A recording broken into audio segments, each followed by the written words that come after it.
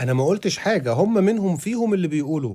ده عقلية الأمة، دي مسؤولية المجتمع كله. حقيقي وكلام مظبوط ويحترم.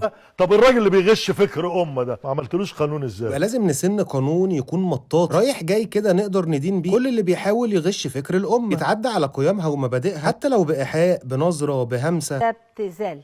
مش عيب؟ لا ده رخص مش وابتذال. عيب؟ لا طبعا. عيب ما فيهاش كلام. مفيش دين يسمح بأي حاجة من الحاجات دي. طب ايه اللي مضايقك يا فنان في الاعمال اللي انت بتشوفها؟ يعني هل شايف من نفس الزاويه اللي بيشوف منها المصريين او بقيه الشعب؟ يعني اقصد الفيلات الفخمة والقصور الفخمة والعربيات الفخمة والتليفونات الملونة والعري والبتاع اللي أنا بشوفه، هل دي بلدنا؟ هل ده أنا؟ لا طبعا، كل الاعمال اللي اتعملت على مدار ال 30 سنه اللي فاتوا ما عدا عملين بس اخر موسمين لا بيمثلوا مصر ولا بيمثلوا المصريين. انت مع الرقابة دايما. المرشدة. هنا نختلف مع الفنان بقى. الرقابه رقابه، ما ينفعش تكون رقابه مرشده، هي رقابه من حديد. حضرتك لسه بتقول فكر امه. هل طلب الفنان حمدي احمد للتدخل القوي للرقابه لاسباب تخصه يعني او لاسباب فنيه غير الاسباب اللي بيتكلم فيها الشعب المصري الحقيقي؟ إن أنا ليا تقاليد وليا عادات طبعا. وليا قيم لازم أحافظ عليها. اكيد. تمام، نفس المنظور ونفس المرجعيه اللي بيعتمد عليها الشعب المصري في تحديد ذوقه العام. صح. ما اقدرش اهملها. ولما الانظمه اللي قبل كده اهملت الموضوع ده شفنا اجيال مسخ. ما حدش يختلف معاك خالص. طب ادينا امثله كده على كلامك كفنان يعني برضه بحيث ان احنا نفهم اكتر المواضيع والمشاهد اللي ما بتعجبكش وشايف ان هي ما تناسبش الشعب المصري. حاجه اسمها ان انا اتريق على المأذون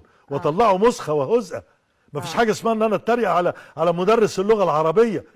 مفيش حاجه النهارده. هذه اللغه التي تستخدم في الافلام، هذه اللهجه العشوائيه. أيوة. الا يجب انا مش عارف بتضحك ليه الفنانه صفاء ابو السعود؟ ده بيقول كلام يسوى دهب. بس علشان تعرف وتتاكد ان مشكلتنا الكبيره قوي اللي بتدمر اولادنا ما تساويش عند الفنانين حاجه، واكبر دليل على ان مفيش اي داعي او مبرر للضحك.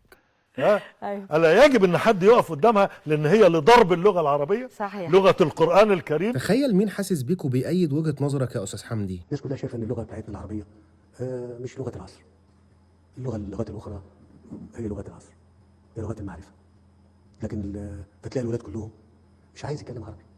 طب وماله؟ ما هو يتعلم في المدرسه اللغه، بس ما يبقاش حياته كلها اللغه اللي احنا ونسيب لغه القران يعني. لغه القران.